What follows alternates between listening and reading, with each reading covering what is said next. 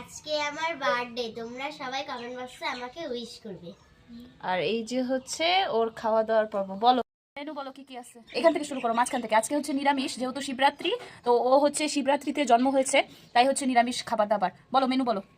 ভাত, লঙ্কা, এটা আলু ভাজা, স্যালাড, হ্যাঁ। লেবু, হ্যাঁ। আর এটা বেগুন ভাজি। বেগুন ভাজি, বাঁধাকপির চচ্চড়ি, মিষ্টি, দই, চাটনি, পনির আর ডাল।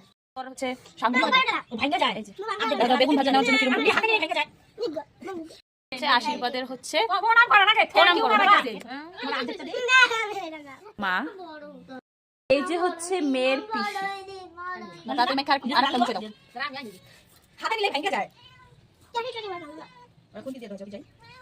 বড় বেগুন ভাজা খেতে পারবে? তোমার নাকে মাছি পড়েছে, তুমি কি কিছু বলতে চাও? রান্নাগুলো কেমন হয়েছে? ভালো হয়েছে। কে রান্না করছে রে? মা আর কাকিমুনি। আজকে